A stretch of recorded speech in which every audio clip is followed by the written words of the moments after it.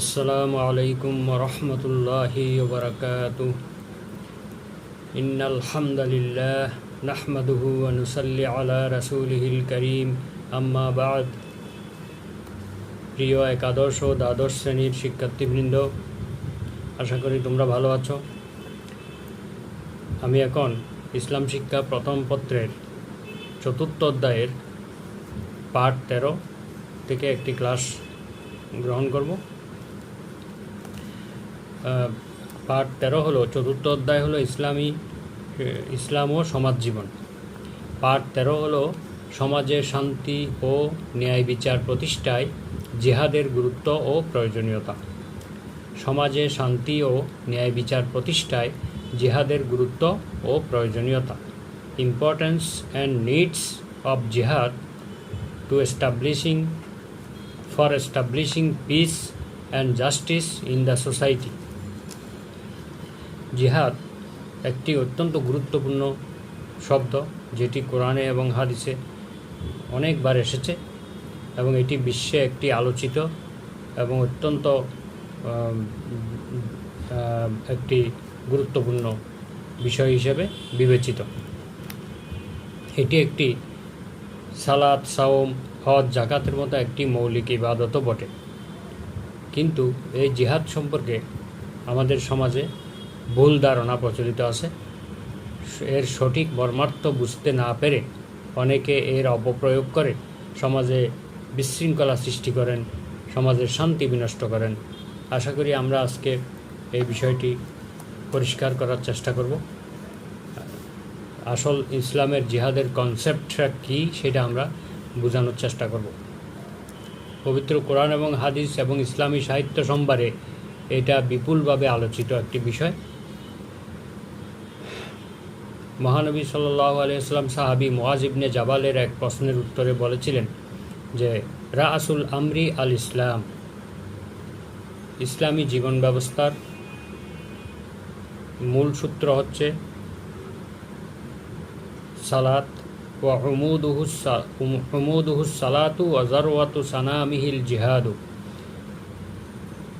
মানুষের যাবতীয় কার্যক্রমের মূল বিষয় হলো ইসলাম এবং এই ইসলামের মূল খুঁটি হলো সালাত, আর এর ইসলামের সর্বোচ্চ শিখর বা সর্বোচ্চ চূড়া হলো জিহাদ। হাদিসটি তিরমিজি শরীফে 2616 নম্বর হাদিসে বর্ণিত আছে। তো জিহাদ ব্যতীত ইসলামের পূর্ণ প্রকাশ, প্রতিষ্ঠা এবং মানবতার মুক্তি এটি সম্ভব নয়। এটি বলা যায় যে দ্বীন ইসলামের একটি প্রাণ শক্তি, ইমানের মৌল ভাবধারা, ইসলামী জীবনবিধান বাস্তবায়নের একমাত্র উপায়, ইসলামী দাওয়াত, ইসলামের পূর্ণতা বিধান, ইসলামী জাতিসত্তা ও জনগণের স্বাধীনতা, সার্বভৌমত্ব অর্জন, সংরক্ষণ, বঞ্চিত, নিপীড়িত, নিষ্পেষিত মানবতা, বিপন্ন মানবতার মুক্তির জন্য এই জিহাদের নির্দেশ আল্লাহ তাআলা দিয়েছেন পবিত্র কোরআনে। তো জিহাদ শব্দের অর্থ হলো, এটি আরবি শব্দ, জিম হা দাল জুহুদুন থেকে এটি উৎপত্তি হয়েছে। এর অর্থ হচ্ছে সর্বাত্মক প্রচেষ্টা করা, প্রাণান্তকর চেষ্টা করা, কঠোর পরিশ্রম করা, সর্বশক্তি নিয়োগ করে প্রচেষ্টা চালানো, চূড়ান্ত চেষ্টা সাধনা করা। এর আরেকটি অর্থ আছে যে অস্ত্র ধারণ করা, যুদ্ধ করা ইত্যাদি। তো জিহাদের প্রাথমিক অর্থ হলো চেষ্টা সাধনা করা, অর্থাৎ কোনো উদ্দেশ্যকে, কোনো মহৎ উদ্দেশ্যকে চূড়ান্ত লক্ষ্যে পৌঁছানোর জন্য চেষ্টা সাধনা করা। এই চেষ্টা সাধনা বিভিন্নভাবে করা যেতে পারে, মৌখিকভাবে, তারপর লেখনির মাধ্যমে, বিভিন্ন বক্তৃতার মাধ্যমে, বই লেখার মাধ্যমে, সেমিনার সিম্পোজিয়ামের মাধ্যমে করা যেতে পারে। কিন্তু জিহাদের প্রাথমিক অর্থ যুদ্ধ করা নয়। মহানবী সাল্লাল্লাহু আলাইহি ওয়াসাল্লাম 13 বছর ধরে মক্কায় অনেক নির্যাতন, নিষ্পেষণ সহ্য করেছেন, তা অনেক অপমানিত হয়েছেন, লাঞ্ছিত হয়েছেন। তারপরেও তিনি কারো বিরুদ্ধে অস্ত্র ধারণ করেননি, বরং তিনি ধৈর্য ধারণ করেছেন। তারপরে তিনি যখন মদিনায় হিজরত করেছেন, সেখানে একটি রাষ্ট্র কায়েম করেছেন, তিনি রাষ্ট্রপ্রধান হয়েছেন, তখনই তিনি আল্লাহর নির্দেশে বিভিন্ন জিহাদ পরিচালনা করেছিলেন। তো এখান থেকে একটা জিনিস বোঝা যায় যে একটি মাসালা বের হয় যে জিহাদ রাষ্ট্রপ্রধানের নেতৃত্বেই হবে। ব্যক্তিগতভাবে কেউ জিহাদ করতে পারে না। ইসলামে কয়েকজন মিলে একটি গ্রুপ করে কোনো জিহাদ করতে পারে না, কারো উপরে হামলা চালাতে পারে না। ইসলামে জিহাদ মানে এই নয় যে বিধর্মীদের উপরে হামলা চালানো বা তাদের উপর অত্যাচার করা, তাদের উপর আক্রমণ করা, তাদেরকে মেরে ফেলা, এগুলি জিহাদের কোনো অংশ নয়। ইসলামে এর কোনো সওয়াব বা গুরুত্ব নেই। তো এটি জিহাদের অর্থ ভুল বোঝার কারণে বা জিহাদের ভুল ব্যাখ্যা অনুধাবন করার কারণে অথবা ভুলভাবে কাউকে গাইড করার কারণে এই কাজগুলি সমাজের মধ্যে চলছে বা কোথাও কোথাও ঘটছে। তো এই জন্য এইটার সম্বন্ধে সঠিকভাবে আমাদেরকে জ্ঞান অর্জন করতে হবে। জিহাদ, হজ এগুলি রাষ্ট্রপ্রধানের নেতৃত্বেই হয়। এটা কোনো গ্রুপ বা কোনো ব্যক্তি কেউ যদি সেটা আয়োজন করে বা আহ্বান জানায়, তাদের নেতৃত্বে এটা কখনো হতে পারে না। এটি ইসলামের নির্দেশ নয়। তো দেখা যাচ্ছে মহানবী সাল্লাল্লাহু আলাইহি ওয়াসাল্লাম যখন রাষ্ট্রপ্রধান হলেন, তখনও কিন্তু তিনি কারো উপরে অত্যাচার করেন নাই বা কারো উপরে আগে হামলা করেন নাই, আক্রমণ করেন নাই।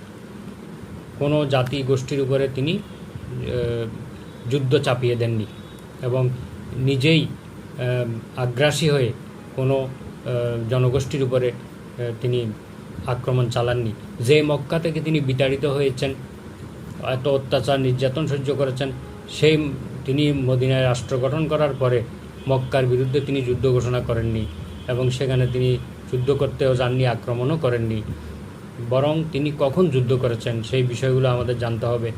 যখন তিনি মদিনায় এসে শান্তিপূর্ণভাবে বসবাস করতে লাগলেন, দ্বীন ইসলাম পালন করতে লাগলেন, ইসলামের দাওয়াত দিতে লাগলেন, তখন এই শান্তিপূর্ণ দেশের উপরে মক্কার অবিশ্বাসীরা, মুশরিকরা, কুরাইশরা যখন অস্ত্রশস্ত্রে সজ্জিত হয়ে নবীজির বিরুদ্ধে অথবা মদিনা রাষ্ট্রের বিরুদ্ধে যখন যুদ্ধ করতে আসলো, যুদ্ধ যখন মুসলমানদের উপর চাপিয়ে দিল, তখন বাধ্য হয়ে মুসলমানরা আল্লাহর নির্দেশের অপেক্ষায় রইলেন। যখনই আল্লাহ পাকের পক্ষ থেকে নির্দেশ আসলো, তখন মহানবী সাল্লাল্লাহু আলাইহি ওয়াসাল্লাম সাহাবীদেরকে নিয়ে তাদের মোকাবিলা করলেন, তাদের সঙ্গে যুদ্ধ করলেন। আবার যুদ্ধক্ষেত্রে গিয়েও মুসলমানরা কখনো আগে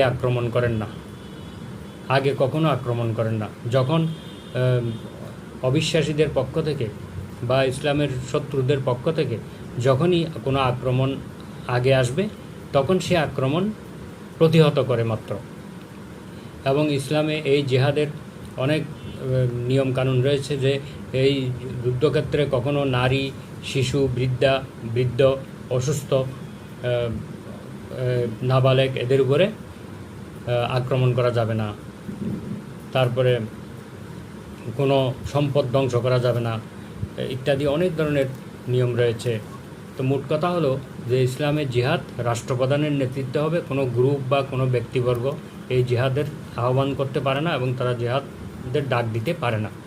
আর কোনো অমুসলিমের উপরে আক্রমণ করা বা তাদের ধর্মীয় উপাসনালয়ে হামলা করা বা তাদেরকে হত্যা করা, এগুলি কখনো জিহাদ নয় এবং এর বিরুদ্ধে ইসলাম কঠোর অবস্থানে রয়েছে এবং ইসলাম অত্যন্ত কঠোর ভাষায় নিষেধ করেছে এইভাবে এই ধরনের মানুষকে হত্যা করা বা অন্য ধর্মের উপাসনালয়ে হামলা করা বা জিহাদের নামে সন্ত্রাস সৃষ্টি করা, বিশৃঙ্খলা সৃষ্টি করা। এটা ইসলামের কঠোরভাবে নিষিদ্ধ বিষয়। এখন আমরা জিহাদ সম্পর্কে পরিষ্কার একটা ধারণা, আরও বিস্তারিত একটা পরিষ্কার ধারণা নেব। আমরা আগেই বলেছি জিহাদ মানে হলো প্রাণান্তকর চেষ্টা করা, কোনো উদ্দেশ্যকে সফল করার জন্য, চূড়ান্ত লক্ষ্যে নিয়ে যাওয়ার জন্য প্রাণান্তকর চেষ্টা করা, চূড়ান্ত সাধনা করা। তো আমি বলেছিলাম যে জিহাদের আরেকটা অর্থ আছে যে যুদ্ধ করা, অস্ত্র ধারণ করা। তো সেটা প্রাথমিকভাবে নয়, সেটা হলো সর্বশেষ পরিণতি যেটা হবে সেটাই। এখন পবিত্র কোরআনে এই শব্দটি বিভিন্নভাবে এসেছে। মহান আল্লাহ তাআলা সূরা আনকাবুতের ৬৯ নম্বর আয়াতে বলেছেন, ওয়াল্লাযীনা জাহাদু ফিনা লানাহদিয়ান্নাহুম সুবুলানা, যারা আমার উদ্দেশ্যে চেষ্টা সাধনা করে আমি অবশ্যই তাদেরকে সৎ পথে পরিচালিত করব। এখানে যে জাহাদু বলেছেন আল্লাহ তাআলা, যে অর্থাৎ চেষ্টা সাধনা করা, অর্থাৎ যে আল্লাহকে পাওয়ার জন্য, আল্লাহ তাআলাকে সন্তুষ্ট করার জন্য যেই চেষ্টা সাধনা করে, গভীরভাবে সে ইবাদত বন্দেগী করে, আল্লাহর হুকুমগুলো পালন করার ক্ষেত্রে সে অনেক পরিশ্রম করে, তাহলে তাকে আল্লাহ সৎ পথে পরিচালিত করবেন। তাহলে বোঝা গেল জিহাদের অর্থ সব জায়গায় কিন্তু যুদ্ধ করা নয়, এখানে হলো চেষ্টা সাধনা করা। সূরা ফুরকানের 52 নম্বর আয়াতে আল্লাহ বলছেন, ওয়াজাহিদুহুম বিহি জিহাদান কাবীরা, এবং এ রাসূল তুমি কোরআনের সাহায্যে ওদের সাথে প্রবল সংগ্রাম চালিয়ে যাও। অর্থাৎ কোরআনের বিভিন্ন যুক্তি দিয়ে, কোরআনের বিভিন্ন দলিল দিয়ে তাদের সাথে তুমি জিহাদ চালিয়ে যাও, অর্থাৎ চেষ্টা সাধনা চালিয়ে, ইসলাম প্রচারের জন্য, দ্বীনের জন্য তুমি চেষ্টা সাধনা চালিয়ে যাও। তাহলে কোরআনের সাহায্যে, এখানে বলা হয়েছে কোরআনের সাহায্যে তাদের সাথে তুমি সংগ্রাম চালিয়ে যাও। তাহলে বোঝা গেল মুখের কথা বলার মাধ্যমেও জিহাদ করা যায়, মুখের মাধ্যমেও জিহাদ করা যায়। অর্থাৎ ইসলামের সৌন্দর্য বা ইসলামের দাওয়াত মানুষের কাছে তুলে ধরার জন্য সুন্দর বক্তৃতা দিয়ে বা বক্তব্য দিয়ে এই জিহাদ করা যায়। এবং যার লেখার যোগ্যতা আছে সেই লেখনীর মাধ্যমে, বই পুস্তক লেখার মাধ্যমে, পত্রিকায় লেখার মাধ্যমে, অনলাইনে লেখালেখির মাধ্যমেও সে ইসলামের দাওয়াত পৌঁছাতে পারে। এটাও তার জন্য একটি জিহাদ, সংগ্রাম। তো ইসলামী পরিভাষায় জিহাদ অর্থে হচ্ছে দিন ইসলাম এর প্রচার এবং প্রসারের জন্য এবং দিন ইসলামকে প্রতিষ্ঠিত করার জন্য পৃথিবীর বুকে চেষ্টা সাধনা করা এবং সর্বশক্তি নিয়োগ করাকে জিহাদ বলা হয়।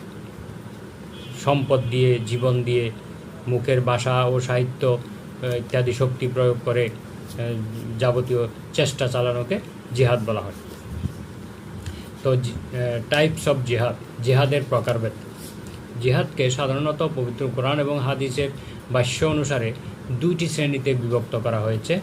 প্রথম হচ্ছে জাহিরি বা প্রকাশ্য জিহাদ, আর দ্বিতীয় হলো বাতিনি বা অপ্রকাশ্য জিহাদ।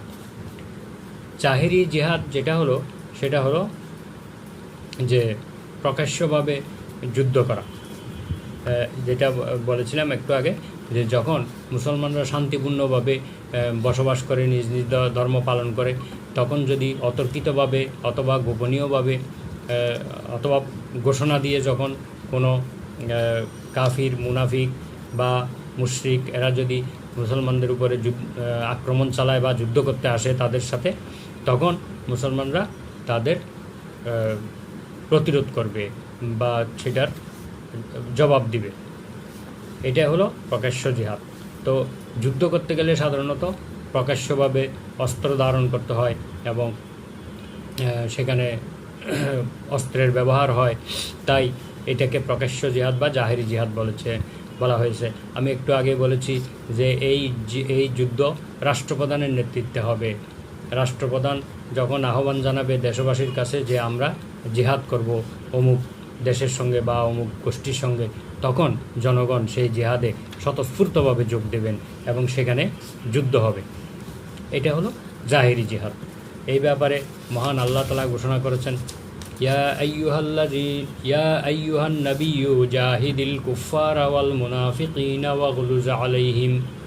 হে নবী, আপনি কাফির মুশরিকদের বিরুদ্ধে যুদ্ধে অবতীর্ণ হন এবং তাদের ব্যাপারে কঠোর হন। যখন মহানবী সাল্লাল্লাহু আলাইহি ওয়াসাল্লামের উপরে যুদ্ধ চাপিয়ে দিল মক্কার কুরাইশরা এবং কাফির মুশরিকরা, তখনই আল্লাহ তাআলা এই নির্দেশ দিলেন সূরা তাওবার ৭৩ নম্বর আয়াতে, যে আপনি এখন আর বসে থেকে লাভ নেই, আপনার অস্তিত্ব এখন সংকটের মুখে পড়ে যাবে, তাই আপনি এখন যুদ্ধে অবতীর্ণ হন। তাহলে বোঝা গেল ইসলাম কখনো আগে আক্রমণ করার নির্দেশ দেয় না, বরং সে যখন আক্রান্ত হয় তখন সে আক্রান্ত হওয়ার পরে তা প্রতিহত করে মাত্র, প্রতিরোধ করে মাত্র। এরপরে আল্লাহ তাআলা বলেন ওয়াজাহিদু ফিল্লাহি হাক্কা জিহাদি। সূরা হজের ৭৮ নম্বর আয়াতে আল্লাহ তাআলা বলেন যে এখন তোমরা আল্লাহ পাকের পথে যথাযথভাবে তোমরা জিহাদে অবতীর্ণ হও। তাহলে এটা হলো প্রকাশ্য জিহাদ, যুদ্ধের ময়দানে গিয়ে প্রকাশ্যভাবে যুদ্ধ করা, এটা হলো প্রকাশ্য জিহাদ, আর এটা রাষ্ট্রপ্রধানের নেতৃত্বেই হবে। দ্বিতীয় হলো বাতিনি জিহাদ, অপ্রকাশ্য জিহাদ। মানুষের অপ্রকাশ্য চরম চিরন্তন একজন শত্রু আছে, সেটা হচ্ছে ইবলিস। আল্লাহ তাআলা বলছেন ইন্নাশ শাইতানা লাকুম আদুউম মুবিন, নিশ্চয় শয়তান তোমাদের প্রকাশ্য দুশমন। আর একটা হচ্ছে নফসে আম্মারা, ইন্নান নফসাল আম্মারা তু বিসু। পবিত্র কোরআনে আল্লাহ বলছেন যে নফসে আম্মারা বা কুপ্রবৃত্তি হচ্ছে সবচেয়ে বড় নিকৃষ্ট শত্রু, যা মানুষকে সুপথ এবং সুকৃতি হতে কুপথ এবং বিকৃতির দিকে নিয়ে যায়, ঈমান ও ইসলাম হতে গোমরাহি এবং খোদাদ্রোহিতার দিকে নিয়ে যায়। এবং এই অপ্রকাশ্য শত্রুর বিরুদ্ধে লড়াই করে জয়লাভ করা অত্যন্ত কঠিন, কারণ তাকে দেখা যায় না। তাই নফস এবং প্রবৃত্তি এবং ইবলিস বা শয়তানের বিরুদ্ধে চিরন্তন লড়াইকে বলা হয় বাতিনি জিহাদ বা অপ্রকাশ্য জিহাদ। একজন মুসলিম এই অপ্রকাশ্য জিহাদ সব সময় করে যাচ্ছে, তার এই জিহাদের কোনো বিরতি নাই, এটি আমৃত্যু চলবে। মৃত্যু না হওয়া পর্যন্ত শয়তান মানুষের পিছনে লেগেই থাকবে, তাকে রাত দিন ঘুমে জাগরণে নিদ্রায় সব সময় সেই কুমন্ত্রণা দিয়েই যাচ্ছে। তাই মানুষকেও, ইমানদার ব্যক্তিকে এই শয়তান বা ইবলিসের বিরুদ্ধে তাকে প্রতি মুহূর্তে লড়াই করতে হচ্ছে। এটি হচ্ছে একটি কঠিন যুদ্ধ, যেই যুদ্ধ সবাইকে করতে হয়, এবং এটাই হলো অপ্রকাশ্য জিহাদ। মানুষের জীবনে বাতিনি জিহাদই হচ্ছে সবচেয়ে বড় জিহাদ। এই জন্য এটাকে ইসলামে জিহাদে আকবার বলা হয়েছে, অর্থাৎ সবচেয়ে বড় জিহাদ। দুনিয়ার প্রত্যেক মুসলমানকে এটা সর্বক্ষণ করতে হয়। আর মহানবী সাল্লাল্লাহু আলাইহি ওয়াসাল্লাম একবার যুদ্ধ থেকে এসে বললেন যে কাদিমনা মিনাল জিহাদিল আসগারি ইলাল জিহাদিল আকবার, আমরা ছোট যুদ্ধ থেকে প্রত্যাবর্তন করলাম এবং বড় যুদ্ধে লিপ্ত হলাম। অর্থাৎ আমরা ছোট যুদ্ধ থেকে ফিরে আসলাম এবং বড় যুদ্ধের মধ্যে আমরা লিপ্ত হয়ে গেলাম। কিলা ইয়া রাসূলুল্লাহ, সাহাবীগণ জিজ্ঞেস করলেন, হে আল্লাহর রাসূল, ওয়ামাল জিহাদুল আকবার, বড় জিহাদ কোনটি? ক্বালা জিহাদুন নফস, নবীজি বললেন এটা হচ্ছে নফসের সঙ্গে যুদ্ধ করা, নিজের নফস বা প্রবৃত্তির সাথে জিহাদ করা। মানুষের প্রবৃত্তি সারাক্ষণ তাকে নানা রকম কুমন্ত্রণা দেয়, খারাপ কাজের দিকে প্ররোচিত করে। তাই এই প্রবৃত্তিকে দমন করা এটি অত্যন্ত কঠিন কাজ, এটাই হচ্ছে সবচেয়ে বড় যুদ্ধ। আর এখানে ছোট যুদ্ধ বলা হয়েছে, যুদ্ধের ময়দানে গিয়ে অস্ত্র নিয়ে শত্রুর মোকাবেলা করা, এটাকে বলা হয়েছে ছোট যুদ্ধ। কারণ এই যুদ্ধ সাময়িক, একদিন দুই দিন, এক ঘন্টা, কয়েক ঘন্টা পরেই এই যুদ্ধ শেষ হয়ে যায়। কিন্তু যে নফসের সঙ্গে যুদ্ধ বা জিহাদ, এটি কখনো শেষ হয় না, মৃত্যু পর্যন্ত এটা চলতেই থাকে, তাই এটাকে বড় যুদ্ধ বলা হয়েছে। তাহলে বাতিনি জিহাদের কোনো প্রকার নাই, একটাই প্রকার। এখন প্রকাশ্য বা জাহেরি জিহাদকে আবার চার ভাগে ভাগ করা হয়েছে। প্রথম প্রকার হলো প্রকাশ্য জিহাদ বা জাহেরি জিহাদ, যেটা বলেছিলাম সেটাকে আবার চার ভাগে ভাগ করা হয়েছে। আমরা জাহেরি জিহাদের সংজ্ঞায় বলেছিলাম যে যুদ্ধক্ষেত্রে গিয়ে যুদ্ধ করা সরাসরি রাষ্ট্রপ্রধানের নেতৃত্বে বা রাষ্ট্রপ্রধানের আহ্বানে, সেটা হলো প্রকাশ্য জিহাদ, সেটা তো একটা আছেই। কিন্তু এইটাকে আবার চার ভাগে ভাগ করা হয়েছে। এক নম্বর হলো ব্যক্তিগত কর্তব্য পালনের জিহাদ। ইসলাম যেই সব ব্যক্তিগত দায়িত্ব কর্তব্য মানুষের উপরে ন্যস্ত করেছেন, সকল প্রতিকূল অবস্থায় আপন ব্যক্তিসত্তা বজায় রেখে তা যথাযথভাবে পালন করাকে কর্তব্য পালনের জিহাদ বলা হয়। যেমন যার উপরে যে দায়িত্ব, সেটা যদি সেই সঠিকভাবে পালন করে তাহলে এটা তার জিহাদের সওয়াব হবে। যেমন কেউ যদি ব্যক্তিগতভাবে ইসলামের নির্দেশিত পন্থায় পারিবারিক, সামাজিক, রাষ্ট্রীয় দায় দায়িত্ব সুষ্ঠুভাবে পালন করা, সম্পাদন করা, ইসলামের দৃষ্টিতে এটাও জিহাদের সমতুল্য সওয়াব পাওয়া যাবে। তো এটাকে মানব জীবনের প্রাথমিক জিহাদ বলা হয়। কেউ যদি তার পরিবার পরিজনকে রক্ষা করার জন্য, তাদের ভরণ পোষণের জন্য কঠোর পরিশ্রম করে, আল্লাহর ইবাদতও করে, তাহলে তার এই পরিশ্রমটা জিহাদ হিসেবে গণ্য হবে। কেউ রাষ্ট্রের কোনো দায়িত্ব পেয়েছে, রাষ্ট্রের কোনো বড় কর্মকর্তা, তিনি রাষ্ট্রের জনগণের জন্য রাত দিন পরিশ্রম করে যাচ্ছেন, কষ্ট করে যাচ্ছেন, আবার আল্লাহর ইবাদতও করেন, তাহলে তার এই পরিশ্রমটা, সততার সাথে যদি সে এই পরিশ্রমটা করে, তাহলে সেটাও তার জন্য জিহাদের মর্যাদা লাভ করবে, জিহাদের মর্যাদা পাবে। তারপরে এভাবে সমাজ সংস্কারে বা সমাজের উন্নতির জন্য, দুস্থ লোকদের সহযোগিতার জন্য, মানবতার কল্যাণের জন্য যত রকমের চেষ্টা সাধনা করা হয়, সেগুলিও ব্যক্তিগত জিহাদ হিসেবে গণ্য হবে। 2 নম্বর হলো কায়িক জিহাদ। কায়িক মানে শারীরিক, ফিজিক্যাল জিহাদ। ফিজিক্যালভাবে যে কোনটা, সেটা হলো যে নিজেকে, অর্থাৎ যুদ্ধের ময়দানে নিজে গিয়ে, শারীরিকভাবে গিয়ে যুদ্ধ করা, এটাকে বলা হয় কায়িক জিহাদ। তাও আমি আবারও বলছি যে এটা রাষ্ট্রপ্রধানের নেতৃত্বে যে যুদ্ধ হবে, সেটা কোনো জনগোষ্ঠীর সঙ্গে বা কোনো শত্রুর সঙ্গে, সেটা হলো কায়িক জিহাদ, শারীরিক জিহাদ। এখানে আবার আরেকটা প্রকার আছে যে কেউ যদি শারীরিক পরিশ্রম করে, কঠিন পরিশ্রম করে জীবন জীবিকার জন্য, সেটাও তার কায়িক জিহাদ হিসেবে গণ্য হবে। আল্লাহ তাআলা বলেন, ওয়াকাতিলুহুম হাত্তা লা তাকুনা ফিতনাতুন, তোমরা লড়াই করো, সংগ্রাম করো, যতক্ষণ পর্যন্ত পৃথিবীর বুক থেকে সন্ত্রাস এবং বিশৃঙ্খলা দূর না হয়। সূরা আনফালের 39 নম্বর আয়াত। পৃথিবীর বুক থেকে ফিতনা মানে হলো বিশৃঙ্খলা, সন্ত্রাস ইত্যাদি দূর না হওয়া পর্যন্ত তোমরা যুদ্ধ চালিয়ে যাও। তাহলে এটা হলো শারীরিকভাবে, অর্থাৎ নিজের ফিজিক্যাল যেই যুদ্ধটা করা হয়, সেটাই হলো কায়িক জিহাদ। তারপর 3 নম্বর হলো আর্থিক জিহাদ।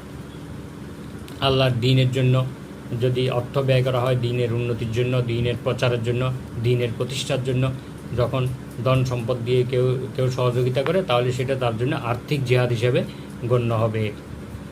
তো আল্লাহ তাআলা বলছেন, ইনফিরু খিফাফাও ওয়া সিকালাও ওয়া জাহিদু বিআমওয়ালিকুম ওয়া আনফুসিকুম ফি সাবিলিল্লাহ, অভিযানে বেরিয়ে পড়ো হালকা অবস্থায় বা ভারী অবস্থায়, এবং তোমরা যুদ্ধ করো, সংগ্রাম করো, লড়াই করো আল্লাহর পথে তোমাদের সম্পদ এবং জীবন দ্বারা।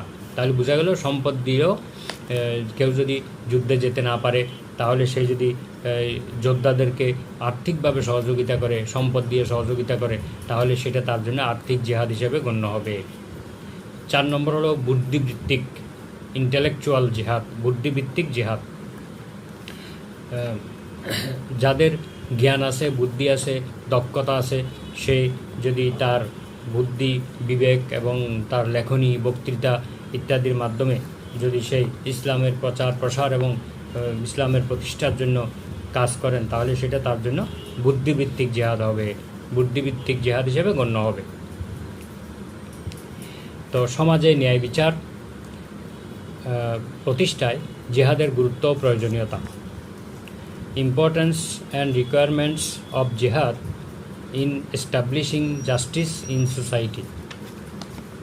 তো সমাজে ন্যায় বিচার এবং প্রতিষ্ঠার জন্য আসলে মানুষকে সোচ্চার হতে হবে। এই সোচ্চার হওয়াটাই হলো জিহাদ। সমাজে ন্যায় বিচার প্রতিষ্ঠার জন্য যদি মানুষ সচেতন হয়, সোচ্চার হয় এবং ন্যায় বিচারের জন্য কাজ করে, এটা তার জন্য জিহাদ হবে। তো এই ধরনের ন্যায় বিচার প্রতিষ্ঠার জন্য জিহাদের গুরুত্ব এবং প্রয়োজনীয়তা ইসলামে অনস্বীকার্য।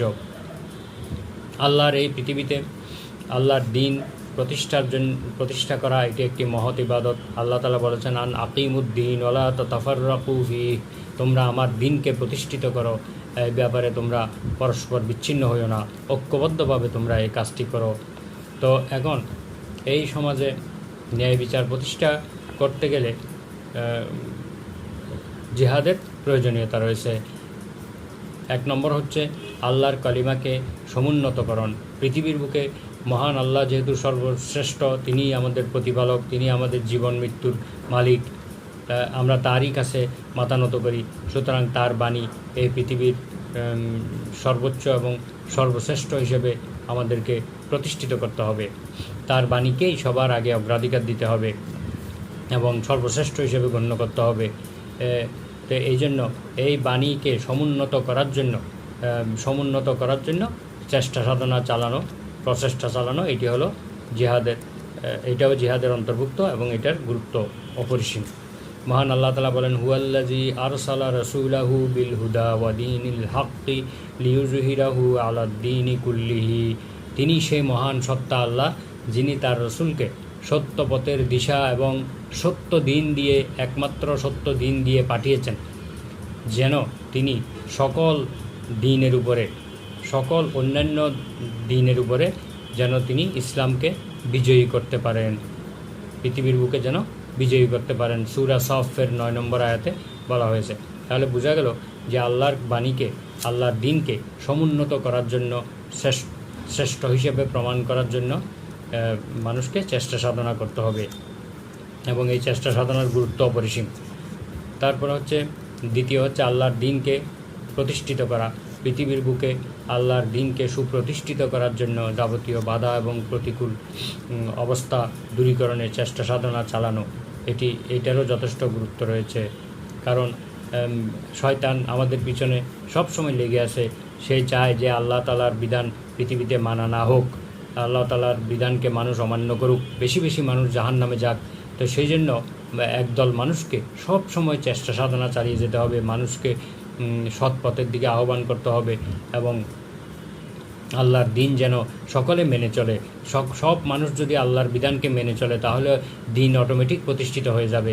সবাই যদি সালাত আদায় করে, সবাই যদি সাওম পালন করে, সবাই যদি হজ করে, কোরবানি করে, জাকাত দেয় এবং মানুষের কল্যাণ কামনা করে, পরোপকার করে, কেউ কারো ক্ষতি না করে, পৃথিবীতে বিশৃঙ্খলা সৃষ্টি না করে, সন্ত্রাস না করে, তাহলে অটোমেটিক আল্লাহর দ্বীন প্রতিষ্ঠিত হয়ে যাবে এবং এই জন্য এই জিহাদের যথেষ্ট গুরুত্ব রয়েছে। 3 নম্বর হলো নিরাপত্তার ক্ষেত্রে। মানুষ যখন মানুষের উপর আক্রমণ করে, তার নিরাপত্তা বিঘ্নিত করে, শান্তি বিনষ্ট করে, বিশৃঙ্খলা সৃষ্টি করে, তখন এই নিরাপত্তা, মানবতার নিরাপত্তার জন্য, আবাল বৃদ্ধ বনিতাকে রক্ষা করার জন্য মানুষকে সংগ্রামে অবতীর্ণ হতে হয়, সংগ্রামে লিপ্ত হতে হয় এবং এইটার যথেষ্ট গুরুত্ব রয়েছে। মানবতাকে রক্ষার জন্য, পৃথিবীর বিপন্ন মানবতা, অসহায় মানুষকে রক্ষা করার জন্য, নির্যাতিত, নিষ্পেষিত, নিপীড়িত মানুষকে রক্ষার জন্য সংগ্রাম করার জন্য আল্লাহ তাআলা বলেছেন ওমা লাকুম লা তুকাতিলুনা ফি সাবিলিল্লাহ, তোমাদের কি হয়েছে, কেন তোমরা সংগ্রাম করো না, লড়াই করো না। ওয়াল মুস্তাদআফিনা মিনার রিজালি ওয়াল আর পৃথিবীর বুকে নির্যাতিত, নিপীড়িত জনতা চিৎকার করে যখন কান্নাকাটি করছে যে হে আল্লাহ, তুমি আমাদের জন্য একজন সাহায্যকারী পাঠাও, আমাদেরকে এই জালিমদের হাত থেকে তুমি আমাদেরকে উদ্ধার করো, রক্ষা করো, তখন তাদেরকে রক্ষার জন্য কেন তোমরা সংগ্রাম করো না? তাহলে বোঝা গেল যে আল্লাহ তাআলা বিপন্ন মানবতাকে রক্ষা করার জন্য, মানুষকে উদ্ধার করার জন্য, যুদ্ধ করার জন্য, সংগ্রাম করার জন্য আল্লাহ নির্দেশ দিয়েছেন। তাই এটা মানবতার রক্ষার জন্য, মানুষকে তার ন্যায্য অধিকার ফিরিয়ে দেওয়ার জন্য যুদ্ধ করা, এটা ইসলামের নির্দেশ। এবং পৃথিবীর বুক থেকে ফিতনা, ফাসাদ, বিশৃঙ্খলা, সন্ত্রাস ইত্যাদি দূর করার জন্য যুদ্ধ করতে হবে। ওয়াকাতিলুহুম হাত্তা লা তাকুনা ফিতনাতুন ওয়া ইয়াকুনাদ-দীনু কুল্লুহু লিল্লাহ। আল্লাহ তাআলা বলেন, তোমরা তাদের বিরুদ্ধে সংগ্রাম করতেই থাকবে যতক্ষণ না বিশৃঙ্খলা এবং সন্ত্রাস দূরীভূত হয় এবং আল্লাহর দ্বীন প্রতিষ্ঠিত হয়। বোঝা গেল যে যারা সমাজে বিশৃঙ্খলা সৃষ্টি করে, সন্ত্রাস সৃষ্টি করে, এরা হলো সমাজের জন্য বিস্ফোরা হিসেবে গণ্য হবে। শরীরের মধ্যে যেমন কোনো বিস্ফোরা উঠলে সেটি অপারেশন করে ফেলে দিতে হয়, এটাকে মূলোৎপাটন করতে হয়, ঠিক তদ্রূপ সমাজের মধ্যে যারা সন্ত্রাস সৃষ্টি করে, বিশৃঙ্খলা সৃষ্টি করে, সমাজের শান্তি বিনষ্ট করে, মানুষের সুখ কেড়ে নেয়, এইসব লোকদেরকে সমাজ থেকে রাষ্ট্রের মাধ্যমে, রাষ্ট্র ব্যবস্থা তাদেরকে সমাজ থেকে তাদেরকে মূলোৎপাটন করবে, তাদেরকে দমন করবে, না হলে এই সমাজের শান্তি বিঘ্নিত হবে।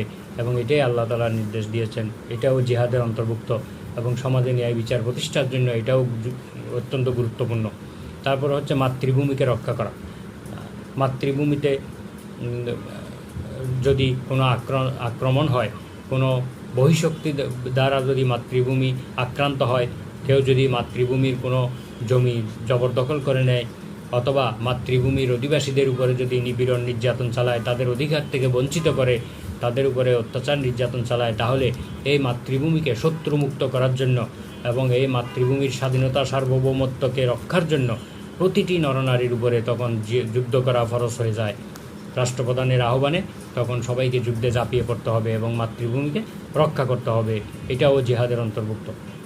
এমনকি হাদিসের মধ্যে এসেছে, মাতৃভূমিকে রক্ষা করার জন্য যদি কেউ মাতৃভূমির পাহারায় যদি বিনিদ্র রাত্রি যাপন করে, অর্থাৎ নির্ঘুম রাত্রি যাপন করে, ওই চোখকে জাহান্নামের আগুন স্পর্শ করবে না।